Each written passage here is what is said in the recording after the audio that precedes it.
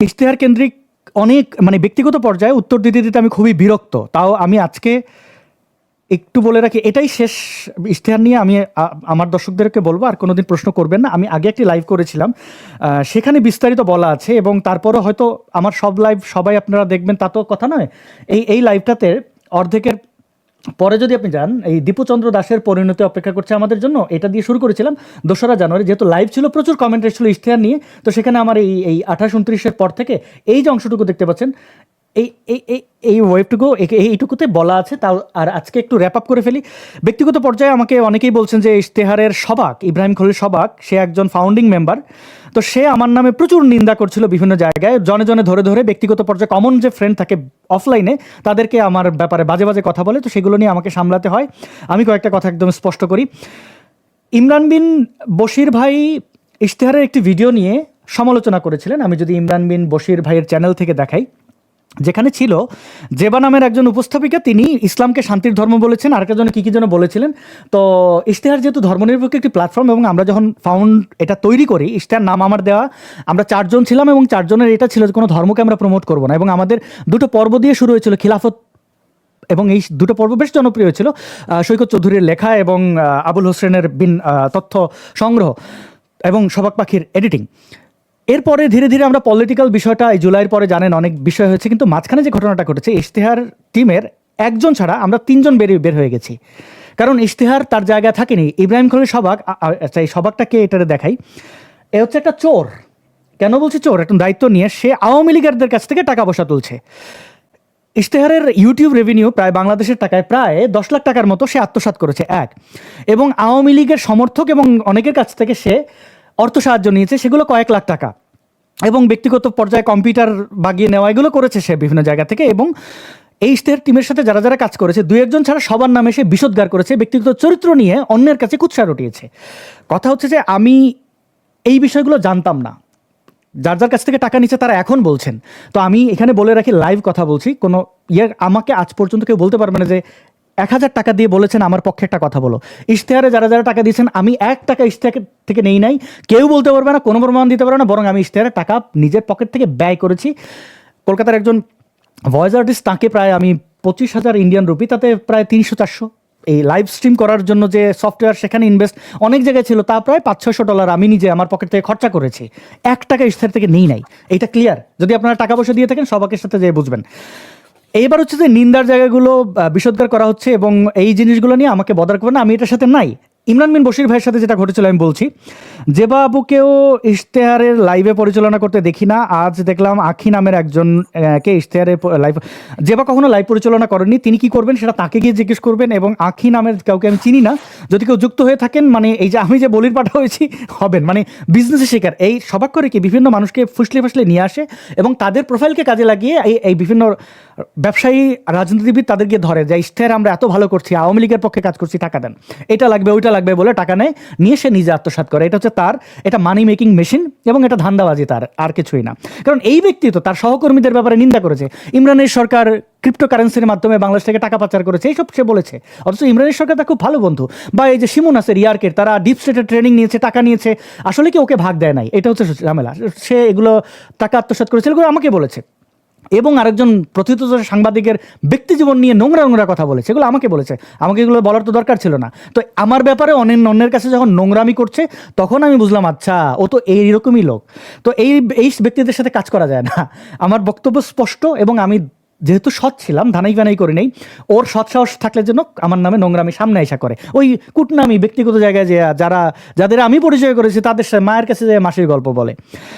আসাদ ভাই, আপনার কাছে একটা প্রশ্ন উত্তর জানতে চাই যে বিশ্বে কোন ধর্মের স্বীকৃতি জঙ্গি? আমি বুঝতে পেরেছি, বিশ্বের জঙ্গিবাদের ক্ষেত্রে ইসলামী একমাত্র আগে আছে। ইশতেহার কে দেখে এটা প্রশ্ন করেছেন আমি জানি না। শিলা ডার্ক নাইট বলেছেন যে ইশতেহার বয়কট করে দিছে। আমি বয়কটের পক্ষে আমি না, আপনার ভালো লাগলে দেখবেন, ভালো কাজ করলে দেখবেন, না করলে না, শুধু ধান্দাবাজি না করলেই হলো। এবং ইশতেহার আমাদের কাছ থেকে ছিনতাই করে নেওয়া হয়েছে এক প্রকার, মানে ফাউন্ডিং মেম্বার আমরা বের হয়ে গেছি এই নোংরামের কারণে, এইসব একের পর এক। এবং আমি বের হওয়ার কারণ হচ্ছে এখানেই আছেন, আমি বলছি। আচ্ছা, ইশতেহার কেন্দ্রিক আর কোনো প্রশ্ন আমাকে করবেন না, যদি আমিও কোনোদিন এগুলো নিয়ে আর কথা বলবো না, যদি আবার এই ইশতেহার টিমের এই বিশেষ করে সবাক নোংরামি শুরু না করে। এবার দেখেন, যখন জেবার এই ইসলাম আসলে এটা যেবার কাজ নয় বা আমি জানি না, সবাক যেরকম যেহেতু ধান্দাবাজ, ও হয়তো বলেছে যেহেতু আসাদ বের হয়ে গেছে তাহলে আমরা একটু ধর্ম ব্যবসা করি। আমি কেন বের হয়ে গেছি? আমি নিজে বলেছি যে আমি এখান থেকে বের হয়ে যাব, আমাকে বিদায় দেন। আমি 1 বছরের বেশি সময় ধরে ইশতেহারে এই যে 10,000 কানাডিয়ান ডলার আর্ন হয়েছে, এটা এখানে ফ্রন্ট লাইনে কে ছিলাম? আমি তো এত শ্রম দিয়েছি বিনা স্বার্থে। আমি বের হওয়ার সময় আমি চেয়েছিলাম একটা সুন্দর বিদায়, ইশতেহার কিন্তু আমাকে বিদায় দেয় নাই, কারণ আমি তো মানি মেকিং মেশিন, আমাকে চায় না আমি বের হই। এবং বের হয়ে যাওয়ার পরে দেখলাম আমার উপরে মানে মায়া অভিমান করছে। কেন? আমি তো, আমার স্বাধীনতা আছে, আমি তো আর আমার বরাদ্দ দেয় নেই, আমি তো চাকরি করি না কারোর। তো এটা যখন করলো না, আমি তখন বেশ বিরক্ত ইশতেহারের উপরে। সেই সময় ইমরান বিন বশির ভাই আমাকে জিজ্ঞেস করেছিলেন যে এই যেবা এগুলো ইসলাম তোষণ করছে কেন? আমি বলেছি ভাই এটা ব্যাপারে জানি না, আপনার যেমন মানে এইটার মানে আমি এটাতে ইন্টারেস্টেড না। তারপরে ইমরান ভাই একটা খুব চমৎকার ভিডিও করেছেন, যেই ভিডিওটাতে ছিল যে ইশতেহারকে আমরা একটা আধুনিক মানুষকে সমৃদ্ধ করার প্ল্যাটফর্ম জানতাম, সেখানে ইসলাম প্রচার করা হচ্ছে। ইসলাম শান্তির ধর্ম, পৃথিবীর কোনো ধর্ম খারাপ কথা বলে না, নবী বুড়ির কাটা সরিয়ে যেতেন, কত উদার ছিলেন, কত মানবিক ছিলেন, এই ধরনের স্টুপিড কথাবার্তা যেবা বলেছে। এবং ধর্মীয় ব্যাপারে সে বোধহয় ওইরকমই, আমি তার ব্যাপারে ওইসব বিষয় জানি না। সবাক এটাকে সুন্দর করে এডিট করে আপলোড করেছে, অথচ সবাক কিন্তু নবী মোহাম্মদকে যে পরিমাণ গালাগালি ব্লগে করেছে, ওইরকম গালাগালি আমরা কেউই করি নাই বলতে পারি। নবীর মা বাবা শুদ্ধ, সে এমন টুটটুট করা বাদ রাখে নাই। সেই লোক এসে বলছে ইসলাম শান্তির ধর্ম, তো হচ্ছে এডিটোরিয়াল পলিসি লঙ্ঘন করেছে। তো ইমরান ভাই যখন এই কাজটা ভিডিওটা করেছেন, আপনারা অনেকে দেখেছেন, আমাকে সবাক ফোন করে বলছে যে ইমরান এটা করেছে। ইমরান ভাইয়ের কিন্তু সে খুব বড় ফ্যান, আমাকে জানাতো যে ইমরান অসাধারণ কাজ করছে, অসাধারণ কিছু। তারপর বললাম ভাই আমি এগুলো দেখি নাই, কী করেছে আমি দেখবো। তারপরে আমি দেখে তাকে মতামত জানালাম, আমাকে জিজ্ঞেস করলো। এগুলো ব্যক্তিগত আলোচনা না, এটা ডিসকাশন, ইশতেহার কেন্দ্রিক। যে আপনি দেখছেন ভিডিওটা? আমি বললাম হ্যাঁ আমি দেখেছি রাত্রিবেলা। তো বললেন আপনার মতামত কি? আমি বললাম তো ইমরান বিন বশিরের প্রায় সব কথার সাথে তো আমি একমত, কিন্তু ঠিকই বলেছেন। এই তেলে বেগুনে জ্বলে গেছে। আমি কেন ইমরান বিন বশিরের কথাকে, মানে আমি তো তার যুক্তিকে, এটা তো আমি আমার বিরুদ্ধে বললেও আমি পারবো না, তো আমি হিপোক্রেট হইতে, আমাকে তো এটা মেনে নিতে হবে। তারপরে ইমরান বিন বশিরকে গালাগালি, তার বাবা মা তুলে গালাগালি, এই জিনিসটা আমি বুঝি নাই প্রথমে এগুলো কেন করছে। থাপড়াইয়ে দাঁত ফেলে দেওয়ার, একজন মুক্তমানা দাবি করে সে একটা মানুষকে থাপড়াইয়ে দাঁত ফেলে দেবে, এরকম কথাবার্তা বলেছে। তো আমি অসুস্থ ছিলাম মানসিকভাবে, ওষুধ খাচ্ছিলাম, মানে আমার মস্তিষ্ক স্বাভাবিকভাবে কাজ, মানে যে ওষুধটা খাচ্ছিলাম সেটা কাজই হচ্ছে যে আমাকে ঘুম পাড়িয়ে দেওয়া, এবং আসলে এটা ঘুমের ওষুধও না। যাই হোক, তো অনেকদিন ধরে এটা এখন আর খাচ্ছি না, কিন্তু এটা বোধহয় কাছাকাছি থাকবে কোথাও। তারপরে আমাকে এই কথা বলার পরে আমি ফোন রেখে দিয়েছি। পরের দিন ফোন করার পরে দেখলাম যে সে ভাবছে ইমরান বিন বশিরকে দিয়ে আমি এই ভিডিওটা করেছি। অথচ এখানে স্ক্রিনে আশফাকুর রহমান ভাই আছেন। ভাই আমি আপনাকে কিন্তু অনুরোধ করেছিলাম যে ভাই একটু আসেন, ইশতেহারে প্রেজেন্ট করেন।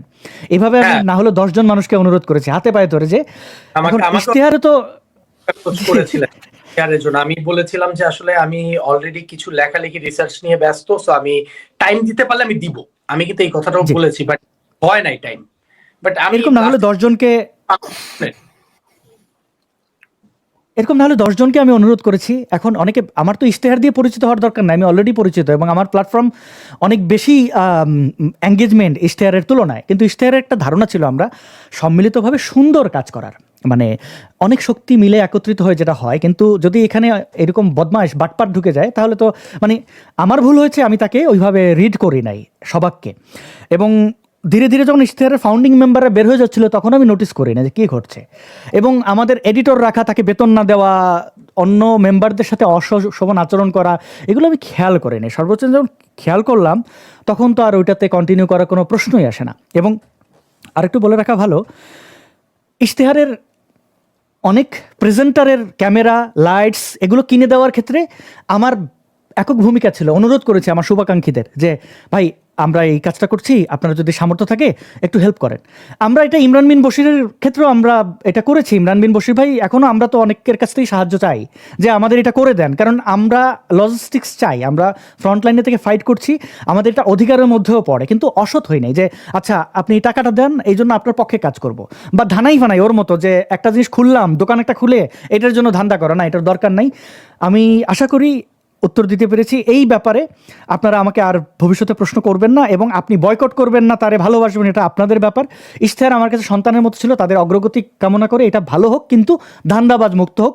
যদি কেউ ওইখানে টাকা পয়সা দিয়ে থাকেন তাহলে ওইটা আপনি কিভাবে ডিল করবেন, যাকে দিয়েছেন তাকে জিজ্ঞেস করেন। আমি একটা টাকা নেইনি, আমার জন্য কোনো নাম না আসে। ইশতেহারের ভবিষ্যৎ আমি কিছুটা ধারণা করতে পারি। এগুলো নিয়ে কথা বলে আসলে একটা প্রবাদ আছে, মরা মেরে গরু, মানে কি বলে, ওই যে মরামের খুনের দায়ে নেওয়াটা ঠিক হবে না। তো আমি ওইটা এমনি গোল্লায় যাচ্ছে, কারণ ধান্দাবাজি করে বা স্বার্থপরতা কে কেন্দ্র করে সামনে আগানো যায় না, এটা আমি বিশ্বাস করি অন্ততপক্ষে। আপনারা কে কি দেখবেন কে কি দেখবেন না এটা নিয়ে আমাকে আর জানি আপনাদের অধিকারটা আছে, কারণ প্রত্যেকটা লাইভ শোর শেষে আমি ইশতেহারকে প্রমোট করতাম, আমি আপনাদের অনুরোধ করতাম যে ইশতেহারে এই ভিডিওটা দেখেন, এইভাবে করেন ওইভাবে করেন। তো সেই জায়গা থেকে আমি এখন নেই কি আপনাদের প্রশ্নটা আসে, কিন্তু আমি আশা করছি ক্লিয়ার করলাম।